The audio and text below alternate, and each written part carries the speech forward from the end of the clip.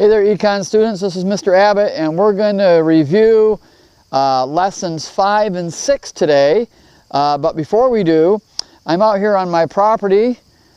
You've seen me just sitting down, but here I'm just going to kind of scan behind me is my house. I'm on the back side of my house, the side that you don't usually see. And let me just kind of pan it around here.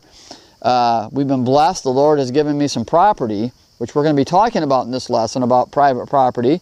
And I've been blessed. You can see I have on my property here, there's my, I'm on the south side of my house. Well, you can't see, there's a maple tree there. And if you look over there, that's an elm tree. This is a maple tree. And if you look right here beyond, you can see behind it red maple, okay? And then I have other trees that I don't even know what they are. We've been here 3 months now. But here I have 1, 2, 3, 4. I have 5 apple trees in a row. And look up, see, there's apples. And I got some work to do. They're really small apples. I've been picking some. There's another apple tree I've been working on right there. And of course, there's more property, goes this way. You see, that's a birdhouse. It's on a pole. I got it down right now because I got a guy that's helping me rebuild my birdhouses. There's my house again. There's my little fire pit. And here's my shed, which we painted the same color as the house we painted. And so we're going to go in here. This is not really my man cave. It's man cave 2.0. It's my second one. I got 2 man caves. I'm creating an office in the main house. That'll be man cave number 1. But anyway, here, nice row of hedges. And another birdhouse I got that's down. Got 2 birdhouses I'm working on. So let's come in here. Here's my tractor. I had a flat tire, so I took it off and I took it in to get repaired. So while it's getting repaired, I got it blocked up there. And then, before we get to our lesson, again, we're talking about property. Here are these apples. I got several bags of apples here, and they're not real big. As you can see, they're smaller. Lots of them. If you guys want some apples, let me know. I'll bring apples into the school. All right? So I got a lot of apples, and I haven't even picked all my apple trees. All right, so I'm going to set the camera here. I'm going to carefully set on my John Deere tractor, and I'm going to share this lesson with you. 2 lessons today, lessons 5 and lesson 6. All right, so let's take a look at it. Lesson 5 is quite simple. We introduce you to the Institute. This is a new section in our book called Capitalism, the Market Economy, and lesson 5 is about private property. And basically, what the book tells us is, first of all, there are 3 institutions. There are 3 types of economic systems. There's 3 main types. All right, there's what we call capitalism, socialism, and a mixed economy.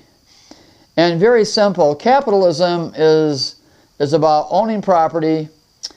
It's called the free market, which we're going to talk a little bit about, with small government.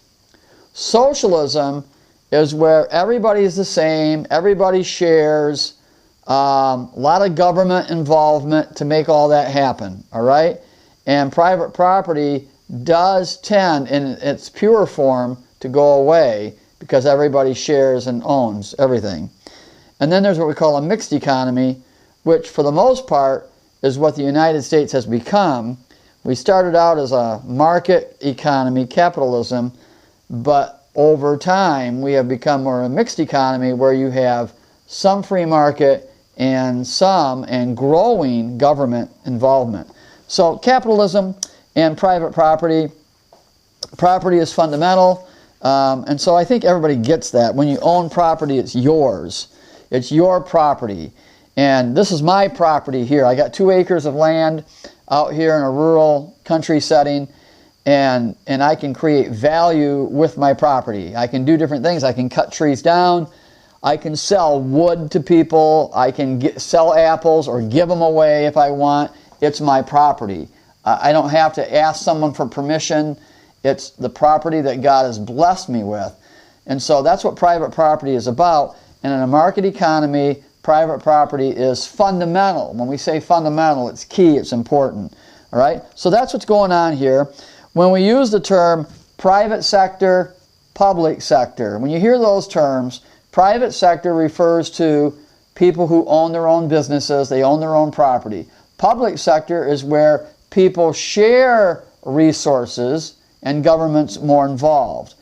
When we use the term capitalism, we're really talking about a market economy where you let the market, which is where people exchange goods back and forth freely without any intervention from the government or from anybody. We also call it the free enterprise. And there was a time in medieval times when the free enterprise was regulated, that means controlled, by something called guilds. And you can look and see, but a guild was an organization of workers in a certain field where they would control who would do what, okay? Who would do what. We almost have that a little bit today with what we call licensing and certifications and so on and so forth. Sometimes maybe it could be a good thing. Oftentimes, I won't say it's a bad thing. What I'll say is it hinders the market. All right, I'll just say it like that.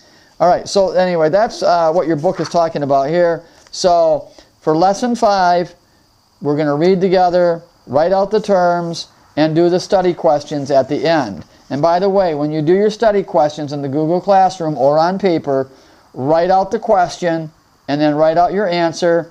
Yes and no answers need explaining. If it's a yes or no, you know, did Caruso need an institution on private property? Yes or no, and then explain. All right? If you don't explain, you'll only get half credit. Now, lesson 6 is it's a little lengthier. It's a little bit more detailed. It's about what we call direct exchange and barter prices. And if you remember, people trade back and forth, and when you barter, you exchange goods and services without transferring money. You basically are trading, you know, I'm going to mow the lawn, and you're going to give me this book. You know, I'm going to pull weeds, and I get ice cream. Okay, things like that. All right.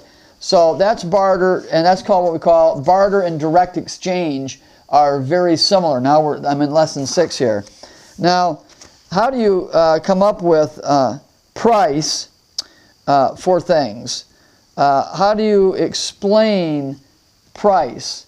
Now, I really believe, I agree with the book, that in capitalism, when we trade with one another, it's great.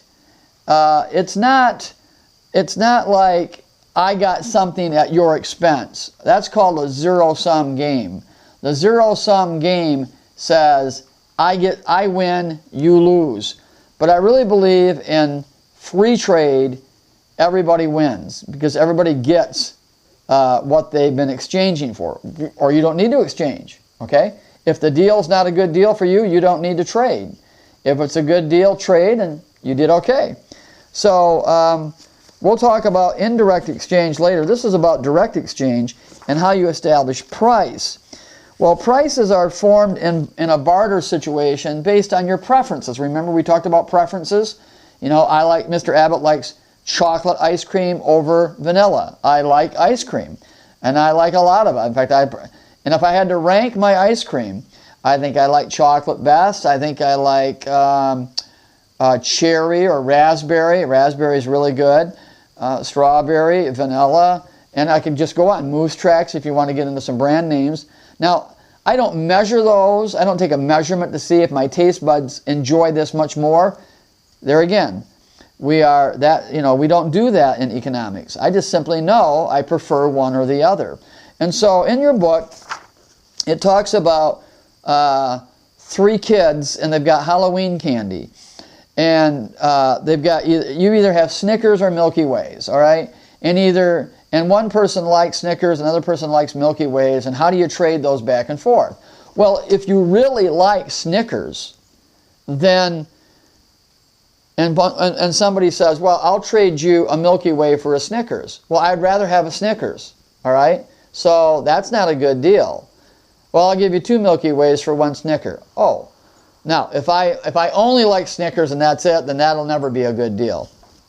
But if I like a variety, I might be open to say, yeah, you want to give me 2 Milky Ways for 1 Snicker? Done, okay? And so the book is all about these different combinations of 1 Snicker for 2 Milky Ways, or 2 Milky Ways for 2 Snickers, or 4 Snickers for 4 Milky Ways. There's just all sorts of trading options that can go on. And we don't need to get into the details, and we will skip the details of that tomorrow, or when we get to that lesson. But what you need to know is 2 terms, equilibrium and disequilibrium. Equilibrium occurs when you and I finally agree. Is it going to be 1 Snicker for 1 Milky Way, or is it going to be 2 Snickers for 2 Milky? What are the terms of trade? And when we agree, that's the price, and that's called equilibrium, when it settles in one spot. When supply and demand, when you haven't learned those terms yet, but you will, come together. When I have something that you want, and you have something, and we're in agreement, that's called equilibrium. Disequilibrium occurs when we're not on the same page.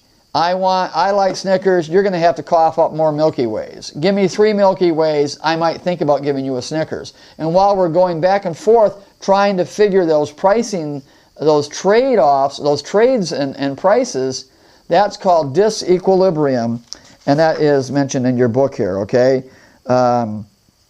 And disequilibrium occurs all the time. It's not difficult, all right? So your book is about that. So that's the big picture here in Lesson 6, is that people freely trade. It's called direct exchange or barter, and it's voluntary, and it's a good deal. It's win-win for both, and how the pricing is set is based upon preferences. And remember, when it comes to preferences, we don't measure the preferences, we rank them, okay? We just tend to rank them. I like chocolate ice cream best. I like raspberry next. I like a chocolate cherry. That's kind of a combination next. Okay, you see what I'm saying? For candy bars, I like Kit Kats. I keep thinking I'm hearing a chipmunk. I like Kit Kats. And my next favorite candy bar is probably a Reese's Cup. And then maybe a Snickers, okay? Oh no, Hershey's. Hershey's plain, no nuts, no almonds. All right, see, I'm just ranking them as they come to my mind and as I think about it. I'm not measuring. And so direct exchange is about that. So that's Lesson 6. You've got terms and study questions to do. And so I hope this helps you. That's the big picture of these 2 chapters. And thanks for letting me share from my Man Cave 2.0, i.e. my shed, and I will see you guys tomorrow.